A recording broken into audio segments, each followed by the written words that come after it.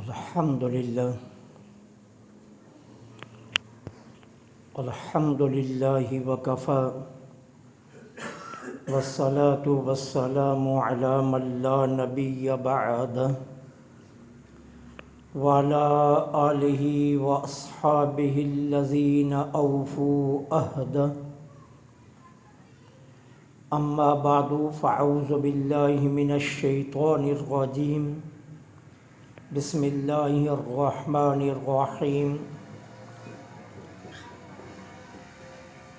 ومن أحياها فكأنما أحيا الناس جميعا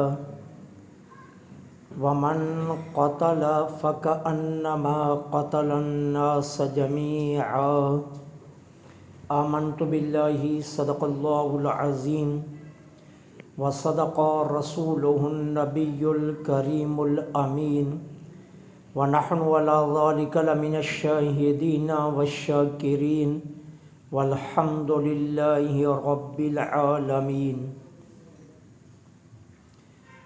مولا يصلي وسلم دائما أبدا على حبيبك خير الخلق كلهم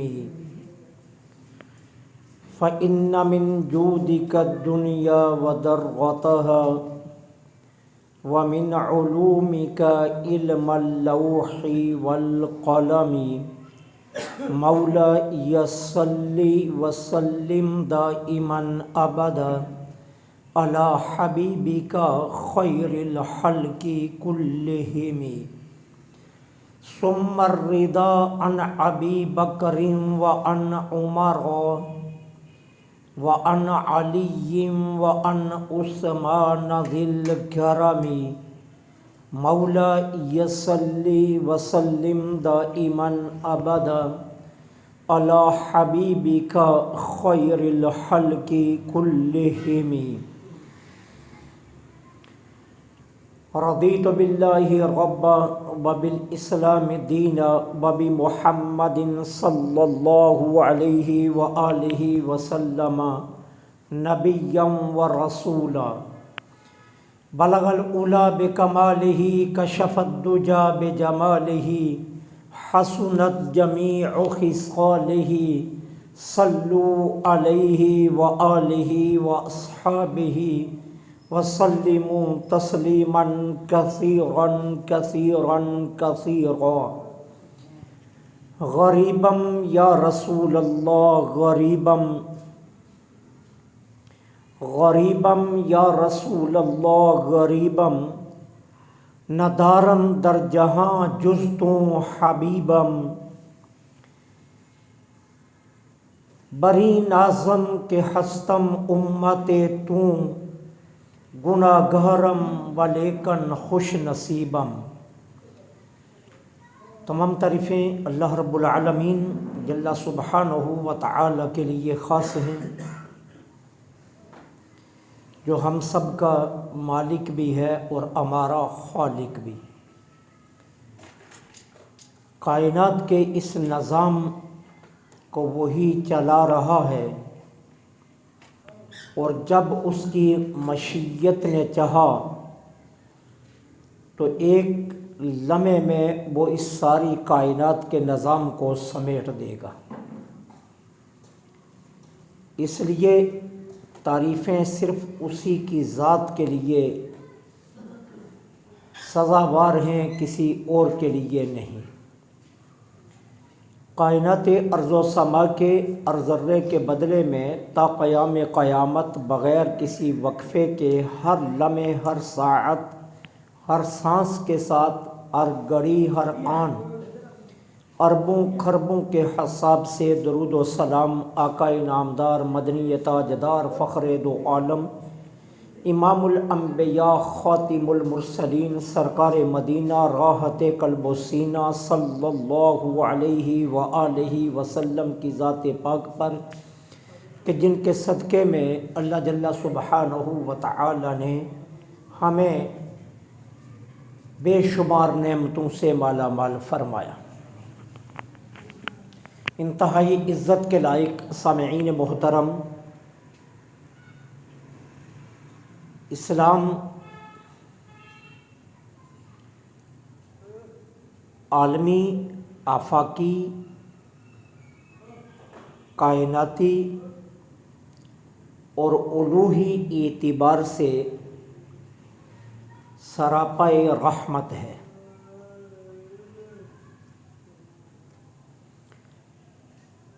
اسلام نے جس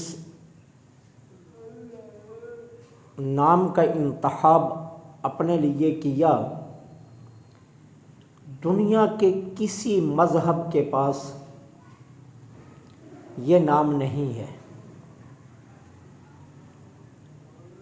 اسلام سلامتی سے بنا ہے۔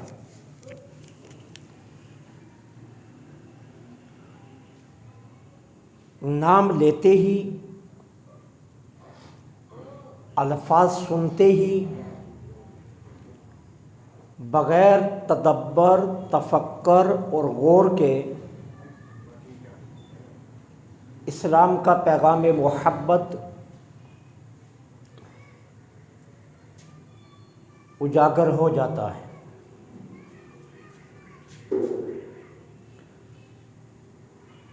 رواداری اور محبت کا جو درس اسلام نے دیا، دنیا کا کوئی مذہب اسلام کے مقابلے میں نہ رواداری کا علم بردار ہے اور نہ ہی محبت کا علم بردار ہے۔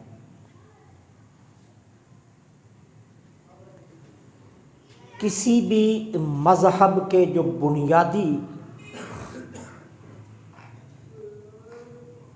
اجزاء ہوتے ہیں وہ 4 قسم کے ہوتے ہیں۔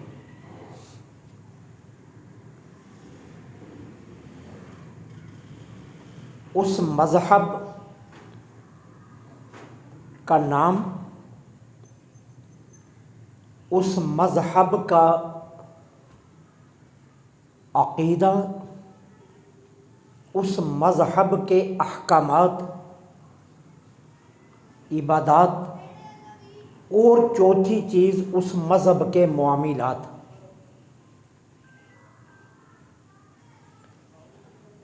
اب اسلام کو چاروں چیزوں میں آپ دیکھیں تو اسلام کا معنی ہی سلامتی ہے۔ جب ایک شخص اسلام میں داخل ہوتا ہے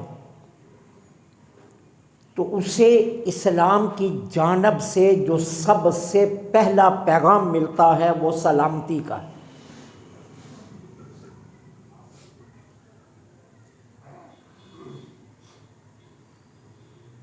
اسلام کے عقائد کو دیکھیے تو عقائد کا نام ہے ایمان، اور ایمان کا معنی ہے امن۔ جب ایک شخص مسلمان ہونے کے بعد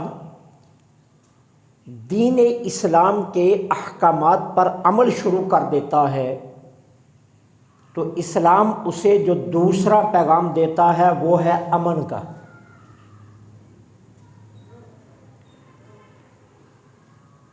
اب اسلام کا تیسرا جز عبادات ہیں۔ اب عبادات میں دیکھیے، نماز ختم کی تو اختتام نماز پر دائیں طرف رخ موڑا تو کہا السلام علیکم ورحمۃ اللہ۔ کیا منہ کعبے کی طرف رکھ کر بھی سلام کے الفاظ نہیں کہا جا سکتے؟ کہے جا سکتے ہیں نا۔ جب ہم ساری نماز قبلہ رخ منہ کر کے پڑھتے ہیں تو سلام کے لیے ہمیں دائیں بائیں رخ موڑنے کی ضرورت کیوں پڑ رہی ہے؟ کبھی آپ نے اس پر بھی توجہ دی؟ سجدہ قبلہ رخ، رکوع قبلہ رخ، قعدہ قبلہ رخ، قیام قبلہ رخ، ہر ایک رکن میں رخ قبلے کی جانب رہنا چاہیے، لیکن جب سلام کی باری آئی تو کہا نہیں، اپنا رخ دائیں اور بائیں موڑ کر کہو۔ اس کا مطلب کیا ہے؟ اسلام ہمیں ایک تعلیم دے رہا ہے، اور وہ تعلیم کیا ہے؟ دائیں بیٹھنے والوں کو بھی اور بائیں والوں کو بھی یہ میسج دو کہ میری جانب سے تمہیں پیغام سلامتی ہے۔ اس لیے رخ کو موڑنے کا حکم دیا کہ میری جانب سے تم سلامتی والے ہو۔ اور یہاں صرف زندوں کی کہانی نہیں ہے، اسلام کتنا ڈیپلی امن کا علم بردار ہے۔ آپ اندازہ کیجئے حکم کیا ہے؟ قبرستان سے گزرنے لگو تو قبرستان والوں کو بھی کہو السلام علیکم، کہ ہماری جانب سے تمہیں پیغام سلامتی ہے۔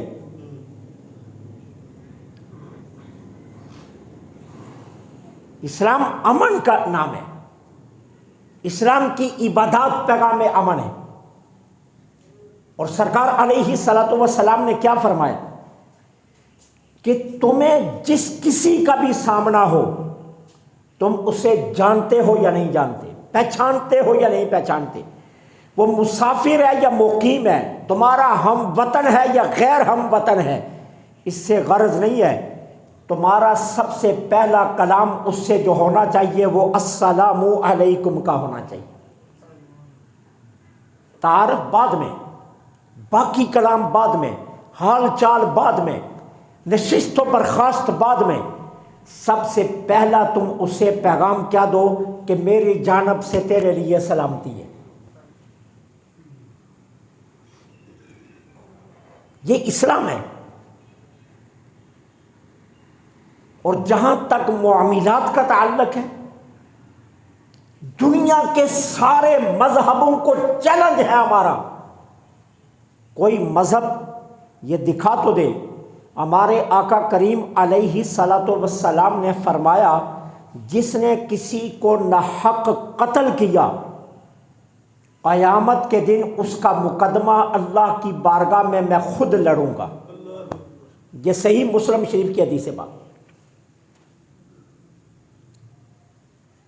یہاں یہ نہیں ہے کہ وہ مسلمان ہے یا غیر مسلم ہے، اس کا کوئی تعلق نہیں ہے حدیث پاک کے ساتھ۔ حضور فرماتے ہیں جس نے کسی کو ناحق قتل کیا، قیامت کے دن اس کا مقدمہ اللہ کی بارگاہ میں میں خود لڑوں گا۔ لائے نہ دنیا کا کوئی مذہب جو اس قدر امن کا پیغمبر ہو، اس قدر سلامتی کا علم بردار ہو، دنیا کے کسی مذہب میں اتنی رواداری ہو، یہ سوائے اسلام کے کہیں بھی نہیں آپ کو ملے گی۔ اسلام ہے جس کے اندر یہ رواداری ہے۔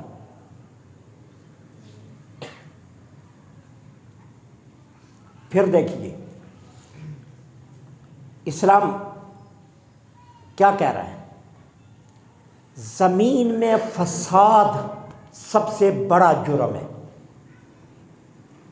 قرآن نے اس کو تمام جرائم میں سب سے بڑا جرم کہا، فساد پھیلانا، زمین کے اندر فساد پھیلانا، دوسروں کے عیب اچھالنا، دوسروں کو تحقیر جاننا، دوسروں کو برا بلا کہنا، دوسروں کے مقابلے میں ہتھیار اٹھانا، دوسروں کے مقابلے میں انہیں جو ہے نا وہ طرح طرح کی سزائیں دینے کا سوچنا۔ اب اسلام اس کے مقابلے میں کیا کہہ رہا ہے؟ قرآن کریم اٹھا کر دیکھیے، سورہ فاتحہ سے لے کر سورہ ناس تک آپ قرآن کا مطالعہ کیجیے،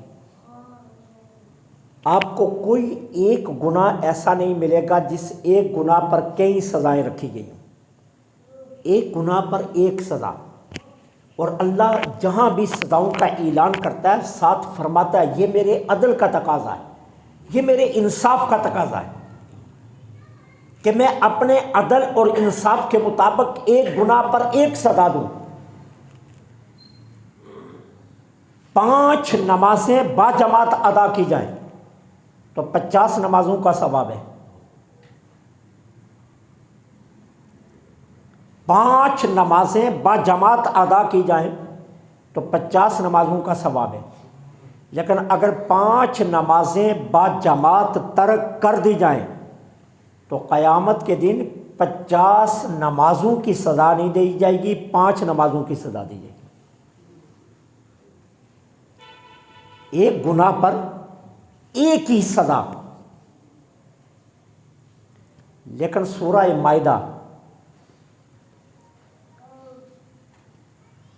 آیہ کریمہ نمبر 33 کو آپ پڑھ کر دیکھیے۔ ایک ایسا گناہ ہے جس پر اللہ نے کئی سزاؤں کا اعلان کیا۔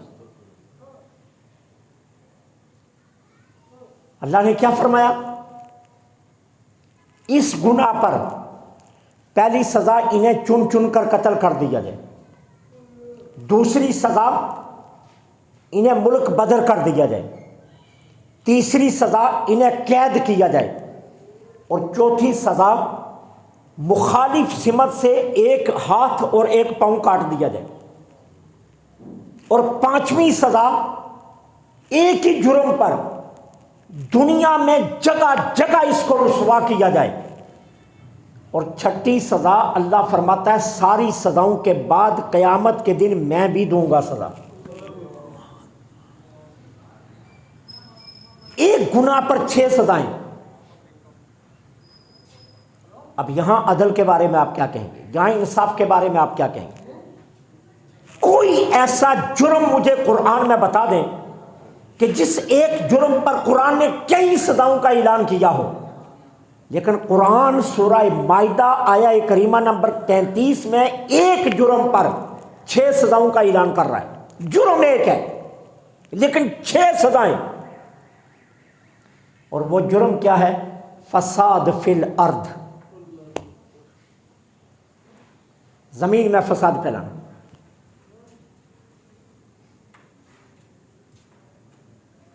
یہ اسلام ہے، یہ اسلام ہے جس کے ساتھ دہشت گردی کو جوڑا جا رہا ہے۔ میں نے آغاز میں کہا آفاقی اعتبار سے، علوی اعتبار سے، کائناتی اعتبار سے اور عالمی اعتبار سے اسلام صاحبان رحمت ہے۔ اسلام کے علاوہ رحمت کا پیغام کسی اور مذہب کے پاس نہیں، یہ صرف اسلام کے پاس ہے۔ مانتا ہوں سیالکوٹ کا واقعہ ناحق ہوا، مانتا ہوں تسلیم کرتا ہوں سیالکوٹ کا واقعہ ناجائز ہوا، مانتا ہوں کہ سیالکوٹ کا واقعہ غلط ہے، لیکن اس سے اسلام کے ساتھ جوڑنا یہ کہاں کا انصاف ہے؟ اس ایک واقعہ کو لے کر کہنا اسلام کا منہ کالا ہو گیا، اس ایک واقعہ کو لے کر کہنا کہ مسلمان بدنام ہو گئے، اس ایک واقعہ کو لے کر کہنا پاکستان کا پیغام غلط گیا۔ 300 بندہ کیا 22 کروڑ عوام بن گیا؟ 300 بندے کے عمل کو 22 کروڑ عوام پر تھوپنا یہ کہاں کا انصاف ہے؟ اور دکھ یہ ہے کہ اسلام کو بدنام کرنے کے لیے ہمیں باہر سے کسی کی ضرورت نہیں پڑی، ہمارے اپنے حکمرانوں نے بیان دیے کہ اسلام بدنام ہو گیا۔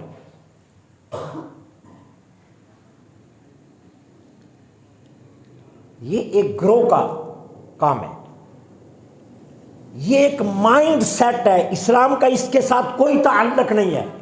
اسلام رواداری کا نام ہے، اسلام محبت کا نام ہے، اسلام امن کا نام ہے، اسلام امن کا پیغمبر ہے، اور اسلام نے تو کبھی کسی کو ناحق قتل کرنے کی اجازت ہی نہیں دی۔ پھر سنیے صحیح بخاری شریف کی حدیث پاک، ذمی کس کو کہتے ہیں؟ وہ غیر مسلم جو مسلمانوں کے ملک میں مسلمانوں کی اجازت سے رہ رہا ہے، اس کو ذمی کہتے ہیں۔ اصطلاح شریعت میں اس کو ذمی کا مطلب ہوتا ہے ذمہ جس کا اٹھایا مسلمانوں نے۔ اب آقا کریم علیہ الصلوۃ والسلام نے صحیح بخاری کی حدیث، میرے آقا نے کیا فرمایا؟ جس نے کسی ذمی کو ناحق قتل کیا، قیامت کے دن میں اللہ کی بارگاہ میں اتنی دیر تک اس ذمہ کا مقدمہ لڑوں گا جتنی دیر تک قاتل کو سزا نہ دلوا دوں۔ یہ حضور کا فرمان ہے۔ حضور فرما رہے ہیں قیامت کے دن میں ذمہ کا مقدمہ لڑوں گا، غیر مسلم کا مقدمہ میرے نبی میدان معاشر میں لڑیں گے۔ اسلام تو اس کا نام ہے۔ اسلام کے اصلی چہرے کو چھپا کر غلط چہرہ پیش کیا جا رہا ہے۔ میڈیا کے اینکر، یہودی لابی، اسلام دشمن قوتیں اور اسلام مخالف طبقات مل کر سکرین پر بیٹھ کر اسلام کے خلاف باتیں کر رہے ہیں۔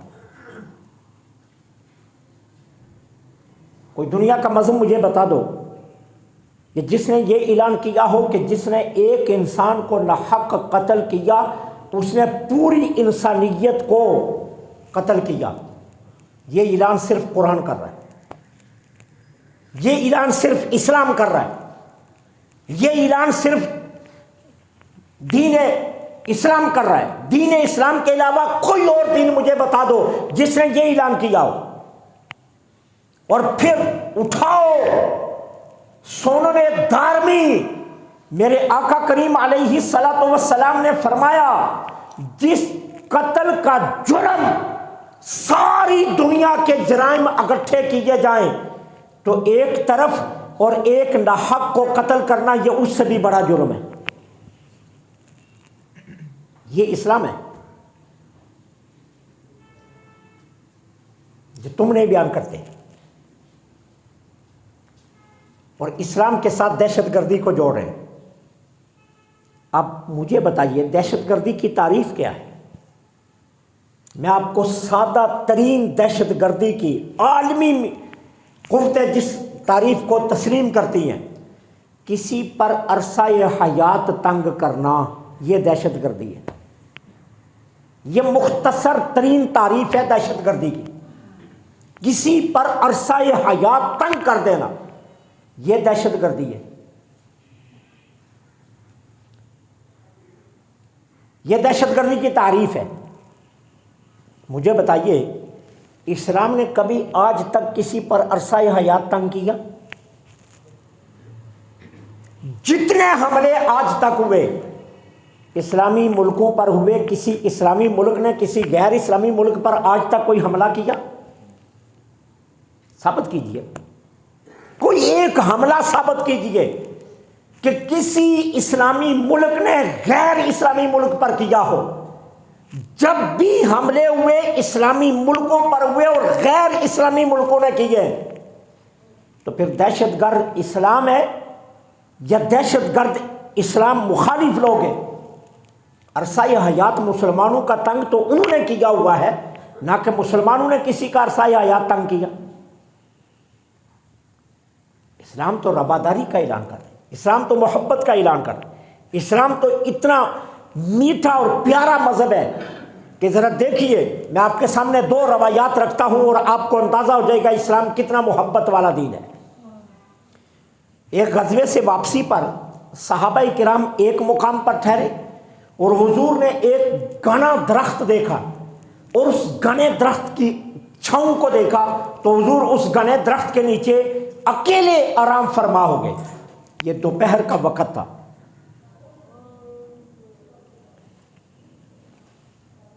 افواج دشمن کا ایک سپاہی ادھر سے گزرنے لگا، اس نے حضور کو تنہا دیکھا اور سرکار کی تلوار درخت کے ساتھ لٹک رہی تھی۔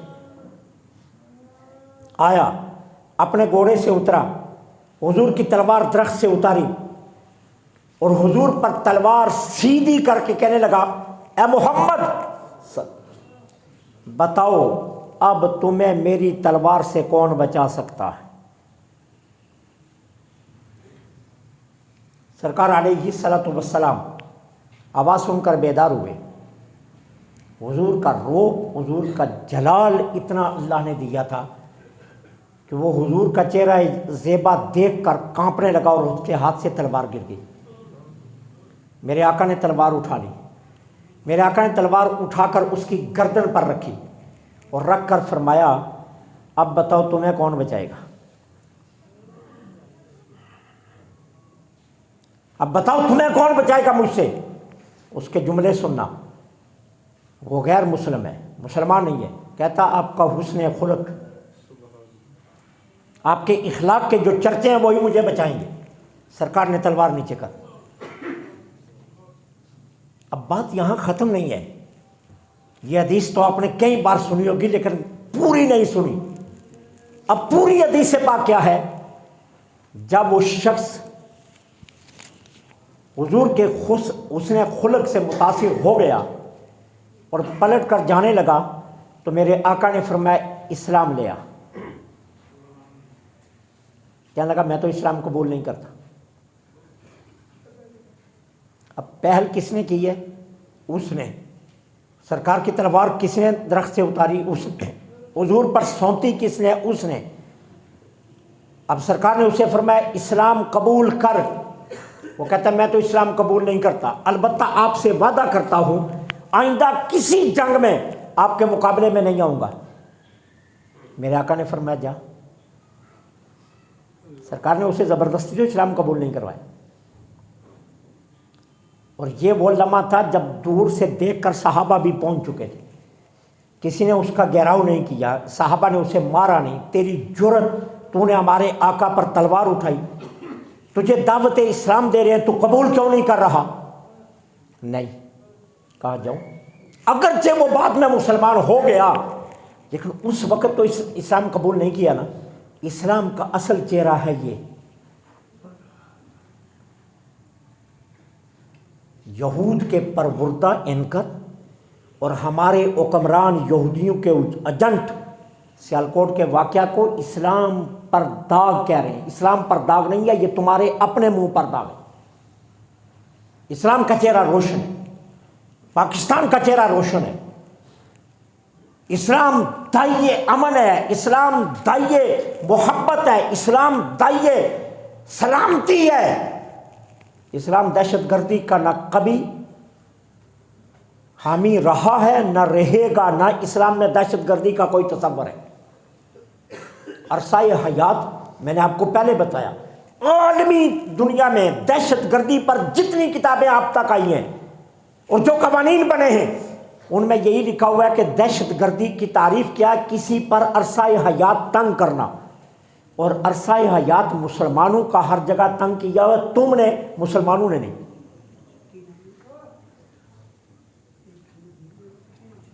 تم نے تنگ کیا ہو، مسلمانوں نے کسی جگہ تنگ نہیں کیا عرصہ حیات۔ دوسرا واقعہ سنیے، غزوہ احد۔ آپ نے کئی بار علماء سے سنا، مجھ سے بھی کئی بار مرتبہ سنا ہوگا۔ یہ وہ جنگ تھی کہ جہاں پہلے مسلمان فاتح ہوئے، پھر کچھ اجتہادی غلطی سے جیتی جنگ مسلمانوں کو شکست دیکھنی پڑی۔ خالد بن ولید جو ابھی مسلمان نہیں ہوئے تھے، انہوں نے درے کو خالی دیکھا تو پلٹ کر حملہ کر دیا۔ مسلمان مال غنیمت اکٹھا کرنے میں مصروف تھے کہ اوپر سے اچانک حملہ ہوا اور خبر یہاں تک پھیل گئی کہ رسول اللہ صلی اللہ علیہ وسلم کو شہید کر دیا گیا۔ یہ غزوہ احد ہے۔ اب غزوہ احد میں جو سب سے بڑا ظلم ہوا وہ حضور کے بہت پیارے چچا، حضور کے رضائی بھائی بھی، حضور کے خالہ زاد بھی، حضور کے ساتھ کئی رشتے انہیں، حضرت سیدنا امیر حمزہ گورنر مدینہ تا قیام قیامت، جنہیں حضور نے فرمایا قیامت تک میرا چچا مدینہ کا گورنر ہے، سیدنا حضرت امیر حمزہ رضی اللہ۔ یہ وہ خوش نصیب حضور کے چچا ہیں کہ جن کے میزار پر حضور ہر بدھ کو تشریف لے جایا کرتے تھے۔ اور سرکار کی ظاہر حیات طیبہ کے بعد خاتون جنت سیدہ فاطمہ الزہرا ہر بدھ کو حضور کی سنت پر عمل کرتے ہوئے حضرت امیر حمزہ کے میزار پر جایا کرتی تھی۔ اور کسی نے پوچھا خاتون جنت سے کہ آپ یہاں آتی ہیں تو حضور کے چچا سے کچھ ملتا بھی ہے؟ کہا میرے لیے یہی کافی ہے کہ جب میں ان کو سلام کہتی ہوں تو ان کی آواز میرے کانوں میں جواب کی باقاعدہ آتی ہے۔ سیدنا حضرت امیر حمزہ رضی انہیں سرکار نے فرمایا، اور اس پر تمام محدثین متفق ہیں کہ جو شخص مدینہ پاک حاضری دے، سرکار کی بارگاہ میں جو کچھ اس نے عرض کرنا ہے وہ پہلے جا کر احد میں عرض کرے اور پھر حضور کے روضہ انور پر آ کر عرض کرے، تو سیدنا حضرت امیر حمزہ رضی اللہ تعالی عنہ اس کے پہنچنے سے پہلے اس کی ساری عرضی حضور کی بارگاہ میں پہنچا دیتے۔ اب یہ احد میں شہید ہوئے، اچھا شہادت ہی تنہا نہیں، انہیں مسلح کیا گیا، کس کے کہنے پر؟ ابو سفیان کی بیوی ہندہ کے کہنے پر۔ اور کس طرح مسلح کیا گیا؟ شہید کرنے کے بعد ناک کاٹی گئی، زبان کاٹی گئی، دانت توڑے گئے، آنکھیں نکالی گئی، سینہ چاک کیا گیا، ہاتھ کی انگلیاں کاٹی گئی، پاؤں کی انگلیاں کاٹی گئی، اور اندر سے کلیجہ نکال کر ہندا نے چبایا۔ حضور کی پھوپھی جان حضرت صفیہ جب احد میں پہنچی نا تو میرے آقا نے حضرت ابوبکر صدیق اور حضرت عمر سے فرمایا کسی بھی صورت میں میری پھوپھی کو روکو، اگر اس نے اپنے بھائی کی میت کو اس حالت میں دیکھ لیا تو یہ برداشت نہیں کر سکے گی۔ کتنا بڑا ظلم تھا۔ اب اسی احد میں دیکھیے جب دوبارہ جنگ شروع ہوئی تو ایک مجاہد صحابی کی تلوار بالکل ہندا کے سر پر پہنچ گئی، اور پتہ بھی ہے کہ کلیجہ اسی نے چبایا، پتہ بھی ہے کہ حضرت امیر حمزہ کی دشمنہ یہی ہے، پتہ بھی ہے کہ اس کے کہنے پر حضرت امیر حمزہ کو شہید کیا گیا، ساری معلومات موجود ہیں، تلوار بالکل سر کے درمیان میں آ گئی، وار کرنے کی دیر تھی، ہندا کے 2 ٹکڑے ہو جاتے، فوراً خیال آ گیا رسول اللہ کا فرمان ہے عورتوں کو مت مارنا جنگ میں، تلوار واپس کر لی۔ یہ ہے اسلام، اس کا نام ہے اسلام۔ تم جو ٹی وی کی سکرین پر بیٹھ کر اسلام کو بدنام کر رہے ہو اور اقتدار کی کرسیوں پر بیٹھ کر کہہ رہے ہو اسلام کا چہرہ مسخ ہو گیا، اسلام کے چہرے پر کالا داغ آ گیا، یہ تمہارے چہرے پر کالا داغ آیا، اسلام کے چہرے پر کالا داغ نہیں آیا۔ اسلام رواداری کا نام ہے، اسلام محبت کا نام ہے، اسلام بھائی چارے کا نام ہے، اسلام امن کا نام ہے، اسلام سلامتی کا نام ہے۔ میں نے پہلے عرض کیا آپ لوگ دیر سے آتے ہیں، افسوس یہ ہوتا ہے ساری نماز قبلہ رخ منہ کر کے پڑھتے ہیں، سلام پھیرنے کے لیے دائیں بائیں کیوں دیکھنا پڑتا ہے؟ کبھی سوچا آپ نے کیوں دیکھنا پڑتا ہے؟ کیا قبلہ رخ منہ رکھ کر السلام علیکم نہیں کہا جا سکتا؟ دائیں بائیں کیوں منہ موڑنا پڑتا ہے؟ اسلام کہتا ہے یہ پیغام دے اپنے دائیں والوں کو بھی بائیں والوں کو بھی میری طرف سے تو سلامتی میں ہے، اس لیے منہ موڑنا پڑتا ہے، اس لیے رخ موڑ کر اعلان کرنا پڑتا ہے۔ باقی ساری نماز قبلہ رخ ہے۔ اسلام نے کہا تمہارا کسی سے آمنا سامنا ہو جائے، تعارف بعد میں، شناسائی بعد میں، حال چال بعد میں، سب سے پہلے اسے کہو السلام علیکم، میری طرف سے تمہیں پیغام سلامتی ہے۔ اور یہ زندوں کے لیے نہیں، قبرستان سے گزرو تو مردوں کو بھی کہو السلام علیکم، ہماری طرف سے تمہیں پیغام سلامتی ہے۔ اسلام اس کا نام ہے۔ ایک غزوہ ہے، اس غزوے میں صحابہ جگہ ہموار کر کے اپنے خیمے لگانے لگے۔ ایک خیمے کے لیے جگہ وہاں بنی جہاں چمٹیوں کا گھر تھا۔ ایک صحابی نے انگارہ لیا، چمٹیوں کے گھر کے سوراخ پر رکھ دیا۔ میرے آقا کریم کو پتہ چلا، سرکار سخت ناراض ہوئے، فرمایا تمہیں پتہ نہیں ہے اسلام نام ہے سلامتی کا، اسلام نام ہے امن کا، ایمان نام ہے پیغام محبت کا، اور تو نے ان جانوروں کو پیغام محبت دیا یا پیغام ظلم دیا؟ سرکار سخت ناراض ہوئے۔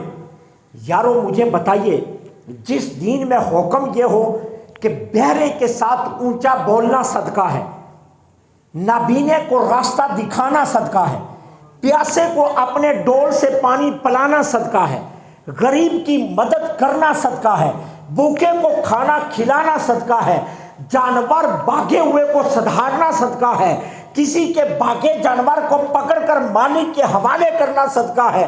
ارے وہ دین کسی کی جان لینے کا حکم دے گا؟ وہ دین تو کسی کی جان لینے کا حکم نہیں دیتا۔ سیالکوٹ میں اگر 300 لوگوں نے غلطی کی ہے تو وہ 300 لوگوں کی غلطی ہے، وہ اسلام کی غلطی نہیں ہے۔ اسلام ان چیزوں کا حکم نہیں دیتا۔ حضرت عمر بن خطاب کا ذاتی ملازم ہے، کوئی باہر کا بندہ نہیں ہے، ذاتی ملازم گھر کا ذاتی ملازم ہے جو حضرت عمر بن خطاب رضی اللہ تعالیٰ عنہ کے کام کرتا ہے، لیکن اس کا مذہب کیا ہے؟ یہودی۔ ایک دن حضرت عمر بن خطاب نے اسے کہا مسلمان ہو جاؤ، کہنے لگا عمر جی کرتا ہے تو ملازمت پر رکھو، نہیں کرتا تو فارغ کر دو، لیکن مسلمان نہیں ہوں گا۔ آپ نے اس کے آگے قرآن کی آیت پڑھی لا اکراہ فی الدین، تم میری کام پر رہو گے، تمہیں تنخواہ میں کوئی کٹوتی نہیں ہوگی، تمہیں کچھ نہیں کہا جائے گا، جو تمہیں فیسلٹیز پہلے ملتی ہیں اس سے زیادہ ملے گی۔ اسلام قبول نہیں کرنا نہ کرو، اسلام میں دین سختی نہیں ہے، اسلام تو سختی کا نام نہیں، اسلام تو پیغام محبت ہے، پیغام امن ہے۔ سیالکوٹ کا واقعہ غلط ہے، سراسر غلط ہے۔ اسلام نہیں کہتا اس طرح کی حرکات، لیکن یہ کیوں ہوتی ہیں؟ مائنڈ سیٹ کہاں خراب ہوتا ہے؟ جب ہمارے ججز فیصلے سے ہی نہیں کرتے، جب انصاف بکنا شروع ہو جائے، جب عدالتیں چہرے دیکھ کر قلم چلائیں، جب ارباب اقتدار ظالموں کا ساتھ دیں، جب احتساب کے نام پر ڈاکہ زنی ہو، جب آئین کو مروڑا جائے اور چہرے دیکھ کر آئین کو رکھا جائے، تو پھر عوام اپنے ہاتھ میں قانون لے لیتے۔ یہ ہے مائنڈ سیٹ۔ اب میں پوچھتا ہوں، اسلام کو بدنام کرنے کے لیے جو لوگ سکرین پر بیٹھے بکواس کرتے ہیں، کیا کسی وزیر اعلیٰ نے یہ استعفیٰ دیا کہ یہ میری نااہلی ہے؟ کسی آئی جی نے استعفیٰ دیا؟ کسی وزیر نے استعفیٰ دیا؟ کسی نے استعفیٰ نہیں دیا۔ اور کسی نے ذمہ داری قبول کی؟ کوئی ذمہ داری بھی قبول نہیں کر رہا۔ ایک مل میں کم از کم ایک شفٹ کے موقع پر 50 سے 60 گن مین ہوتے ہیں۔ کیا 50 سے 60 گن مین اتنے لوگوں کو روک نہیں سکے؟ اس کا مطلب کیا ہے؟ یہ ساری ملی بغت سے ہوا ہے۔ اسلام کو بدنام کیا جائے، اسلام کا چہرہ لوگوں کے سامنے غلط بیان کیا جائے۔ اسلام اس طرح کے کاموں کی قطعاً اجازت نہیں دیتا۔ اسلام نے کتنا کہا، ایک بندے کا ناحق قتل، میرے آقا فرماتے پوری دنیا کے جرم اکٹھے کیے جائیں لیکن یہ جرم پھر بھی بڑا ہے۔ یہ حدیث سے پاک ہے۔ اور سرکار نے فرمایا جس نے کسی غیر مسلم کو اپنے علاقے میں ناحق قتل کیا، قیامت کے دن غیر مسلم کا مقدمہ اللہ کی بارگاہ میں لڑوں گا۔ یہ مسلم شریف کی حدیث سے پاک ہے۔ اسلام اس طرح کی اجازت نہیں دیتا۔ یہ اسلام کو بدنام کیا جا رہا ہے، اسلام کے حقائق کو مسخ کرنے کی کوشش کی جا رہی ہے۔ اسلام امن کا درس ہے، اسلام محبت کا پیغام ہے، اسلام رواداری کا نام ہے۔ اچھا، میں آپ سے 2 باتیں کر کے بات کو سمیٹنے لگا ہوں۔ مجھے بتائیے، جب برما میں 2500 یعنی 2500 بچوں کو لٹکا کر ان کے نیچے آگ لگائی گئی، اس وقت کسی نے کہا برما کا چہرہ کالا ہو گیا؟ اس وقت ان اینکروں نے کوئی پریس کانفرنس کی؟ یہ شاہی مولوی جو بیچارے ساری زندگی اس آس میں رہتے ہیں کسی غیر ملکی کی حمایت کر کے ہمیں غیر ملکی ٹکٹ مل جائے، یہ وہ حضرت مجدد الفسانی کے مقابلے میں جو کھڑے ہوئے تھے نا، ملا عمر فیضی، یہ اس کی نسل ہے چلی آ رہی، جو ہر دور میں اقتدار والوں کے ساتھ رہتے ہیں، ہر دور میں حرام ان کے منہ کو لگا ہوتا ہے۔ کیا اس وقت کسی نے پریس کانفرنس کی کہ برما کے چہرے پر بہت بڑا داغ آ گیا؟ بوسنیا میں اعلان ہوا کہ مسلمان شہر سے نکل جائیں، انہیں کچھ نہیں کہا جائے گا۔ اور مسلمان جب شہر سے نکلے 10,000 مسلمان تھے، آگے فوج کھڑی تھی، انہیں کہا گیا اس میدان میں جمع ہو جاؤ اور تم یقین دلاتے ہیں تمہیں کچھ نہیں کہا جائے گا۔ بوسنیا میں 10,000 مسلمان میدان میں جب جمع ہو گئے تو لاؤڈ سپیکر پر ایک آواز آئی، تراخ تراخ، اور پھر گولی چلیاں اور 10,000 مسلمانوں کو شہید کر دیا گیا۔ کسی نے کہا بوسنیا کا چہرہ مسخ ہو گیا۔ اقوام متحدہ چوروں کا اڈا، بدماشوں کا اڈا، بے ایمانوں کا اڈا، غداروں کا اڈا، دہشت گردوں کا اڈا، کھڑے ہو کر امریکہ کے صدر نے کہا میں عراق پر اس لیے حملہ کرنے لگا ہوں کہ عراق کے پاس ایٹم بم ہے اور وہ 6 گھنٹوں کے بعد مجھ پر ایٹم بم گرانے والا ہے۔ پھر ہوا کیا؟ عراق کو تہس و نحس کیا گیا، عراق کے تمام اثاثوں پر قبضہ کیا گیا، اور عراق کے تمام اثاثے جب کنٹرول میں کر لیے آج تک وہاں بیٹھے ہوئے ہیں۔ کوئی ایک ویپن بھی نکلا؟ ایک چھٹانگ بھی یوریم نکلا؟ ایک چھٹانگ بھی وہاں سے نیوکلیئر نکلا؟ نہیں نکلا۔ لیکن کسی نے اقوام متحدہ کے پلیٹ فارم پر کہا وہ جھوٹے، تو نے کیوں بکواس بکی تھی، اب نکالا کیوں نہیں ایٹم بم؟ کسی نے جھوٹے کو جھوٹا نہیں کہا، کیوں؟ وہ سارے تو جھوٹے بیٹھے ہوئے ہیں، اب بدماشوں میں کون کسی کو بدماش کہہ دے؟ اسلام کا چہرہ مسخ کر رہے ہیں بے ایمان۔ کیا آپ بھول گئے ہو کہ نیوزی لینڈ میں مسجد کے اندر گولیاں برسائی گئی مسلمانوں پر؟ کسی نے کہا کہ نیوزی لینڈ کے چہرے پر داغ لگ گیا۔ کینیڈا میں مسلمانوں پر ٹرک چڑھایا گیا اور اس ڈرائیور نے کہا میں نے جان کر ان کی شکلیں دیکھ کر مسلمان سمجھ کر ٹرک چڑھایا۔ کیا کسی نے کہا کینیڈا کا چہرہ مسخ ہو گیا؟